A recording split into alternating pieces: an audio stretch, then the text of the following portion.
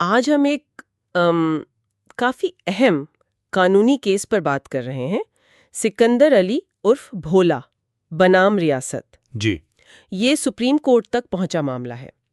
سکندر علی کو قتل کے الزام میں یعنی دفعہ 302(b) کے تحت عمر قید کی سزا ہوئی تھی۔ پہلے ٹرائل کورٹ نے دی، پھر ہائی کورٹ نے بھی اسے قائم رکھا، بالکل۔ لیکن اب سپریم کورٹ نے اس پر فیصلہ دیا ہے 13 جنوری 2025 کو۔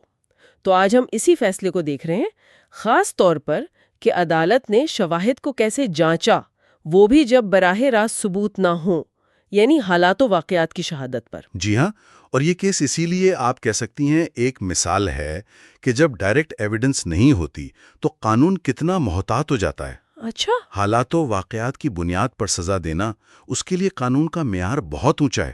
وہ جسے شہادت کی زنجیر کہتے ہیں نا، جی جی، اس کی ہر کڑی کا ہر لنک کا مضبوطی سے جڑا ہونا ضروری ہے۔ ذرا سی کمزوری ہو تو اچھا تو پوری زنجیر ٹوٹ جاتی ہے۔ ٹھیک، تو آئیے اسی زنجیر کو دیکھتے ہیں جو عدالت میں پیش کی گئی۔ سپریم کورٹ نے اپنے فیصلے میں، مجھے یاد ہے، کئی پرانے کیسز کا حوالہ بھی دیا تھا۔ جی بالکل، برکت علی، سرفراز خان، اسد اللہ، الطاف حسین کیسز کا حوالہ ہے۔ اور بار بار یہی کہا کہ حالات ایسے ہوں کہ ان کا ایک سرا مقتول سے اور دوسرا صرف اور صرف ملزم سے جا ملے۔ بالکل، اور کوئی دوسری توجیہ، کوئی دوسرا امکان باقی نہ رہے، مطلب شک کی کوئی گنجائش نہ ہو۔ صحیح۔ یہ اصول بہت اہم ہے تاکہ کسی بے گناہ کو سزا نہ ہو جائے صرف اندازوں یا کمزور ثبوتوں کی بنیاد پر۔ قانون یہاں بہت بہت احتیاط مانگتا ہے۔ تو اس کیس میں استغاثہ کی کہانی میں عدالت کو کیا کمزوریاں نظر آئیں؟ پہلی بات تو شاید وہ ایف آئی آر والی تھی۔ جی، سب سے پہلی اور بڑی بات تھی ایف آئی آر میں تاخیر۔ واقعہ ہوا 12 اکتوبر 2012 کو، اور ایف آئی آر درج ہوئی ہے 4 دن بعد، 16 اکتوبر کو۔ 4 دن، یہ تو کافی تاخیر ہے۔ بالکل، اور اس سے بھی اہم بات یہ کہ اس ایف آئی آر میں ملزم یعنی پٹیشنر سکندر علی کا نام ہی نہیں تھا۔ او، نام بعد میں ڈالا گیا؟ جی، نام شامل کیا گیا شکایت کنندہ کی بیٹی فائزہ بی بی، جو PW4 یعنی پروسیکیوشن کی چوتھی گواہ تھیں، ان کے بیان پر۔ اور وہ بیان کب ریکارڈ ہوا؟ واقعے کے 6 دن بعد۔ 6 دن بعد؟ اچھا، تو یہ فائزہ بی بی کا بیان بہت اہم ہو گیا۔ انہوں نے کیا کہا تھا؟ انہوں نے ہی اصل میں قتل کا محرک بتایا۔ کہا کہ ملزم سکندر علی اور ان کی والدہ شازیہ کوثر، جو مقتول کی بیوی تھیں، کے درمیان ناجائز تعلقات تھے۔ اوہ، لیکن اگر یہ بات تھی تو عدالت نے یہ سوال اٹھایا کہ پھر ایف آئی آر میں اس کا ذکر کیوں نہیں تھا، وہ بھی جب ایف آئی آر 4 دن لیٹ ہوئی؟ ایگزیکٹلی، یہی تضاد تھا۔ پھر فائزہ بی بی نے ایک اور بات کہی کہ وقوع سے 1 رات پہلے ان کی والدہ نے انہیں کوئی دوا ملا کر چائے پلائی تھی۔ اچھا، اس کا کوئی ثبوت؟ کچھ بھی نہیں، نہ وہ چائے کا کپ ملا، نہ ہی میڈیکل رپورٹ میں، مطلب پوسٹ مارٹم یا PFSA کی رپورٹ میں مقتول کے جسم سے کسی قسم کے زہر یا دوا کا کوئی نشان ملا۔ PFSA یعنی پنجاب فورینسک سائنس ایجنسی۔ یعنی یہ بات بھی ثابت نہیں ہوئی۔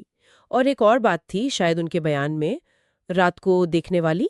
جی، سب سے آپ کہہ لیں عجیب بات، انہوں نے کہا کہ انہوں نے ملزم کو رات میں اپنی والدہ کے ساتھ والد کے کمرے میں جاتے دیکھا تھا۔ تو عدالت نے کہا کہ بھئی، اگر گھر میں پہلے سے اس مبینہ تعلق پر اتنا تنازع تھا جیسا کہ دعویٰ کیا گیا، اور گھر میں دوسرے بچے بھی تھے 9 سال سے لے کر 18.5 سال تک کے، ہاں، تو انہوں نے شور کیوں نہیں مچایا؟ بالکل، عدالت نے ان کے اس رویے کو انتہائی غیر فطری قرار دیا، اور یہ چیز گواہ کی ساکھ پر بہت بڑا سوال اٹھا دیتی ہے۔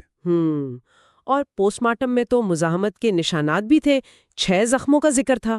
جی، 6 زخم تھے جو ظاہر کرتے ہیں کہ مقتول نے مزاحمت کی ہوگی، لیکن اتنی مزاحمت اور گھر میں موجود کسی فرد نے بشمول فائزہ بی بی کوئی چیخ و پکار، کوئی لڑائی کی آواز نہیں سنی۔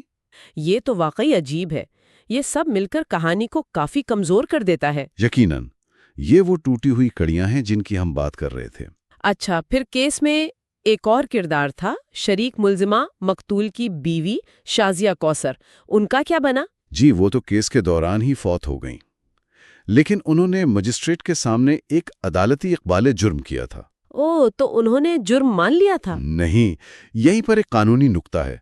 عدالت نے ان کے بیان کو ایکسکلپیٹری قرار دیا۔ ایکسکلپیٹری، اس کا کیا مطلب؟ اس کا مطلب یہ ہے کہ انہوں نے اپنے بیان میں خود کو قتل کے الزام سے بری کرنے کی کوشش کی اور سارا الزام پٹیشنر یعنی سکندر علی پر ڈال دیا۔ انہوں نے قتل میں اپنی کسی بھی قسم کی شرکت تسلیم نہیں کی۔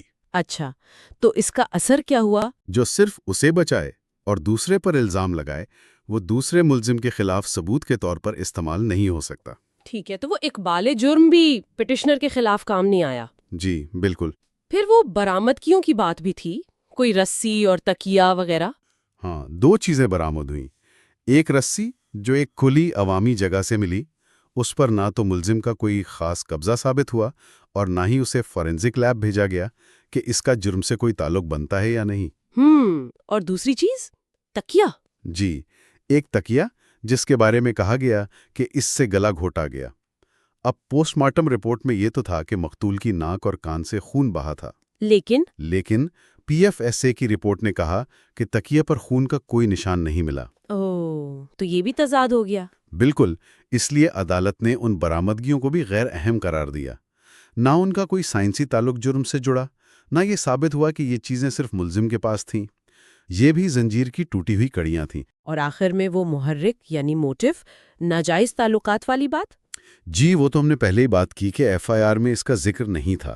یہ بہت بعد میں فائزہ بی بی کے بیان سے سامنے آیا، اور اگر ایسا کوئی تعلق تھا بھی تو ماضی میں نہ تو اس پر کوئی طلاق ہوئی تھی، نہ کوئی پولیس کیس یا قانونی کارروائی۔ تو عدالت نے اس محرک کو بھی نہیں مانا؟ عدالت اس نتیجے پر پہنچی کہ یہ محرک شاید بعد میں سوچا گیا، ایک آفٹر تھاٹ لگتا ہے، اور یہ ثابت نہیں ہو سکا۔ تو خلاصہ یہ ہوا کہ استغاثہ اپنی کہانی کی کڑیوں کو جوڑ نہیں سکا۔ بالکل، سپریم کورٹ نے یہی کہا کہ استغاثہ اپنا کیس شک و شبہ سے بالاتر ہو کر ثابت کرنے میں مکمل طور پر ناکام رہا ہے۔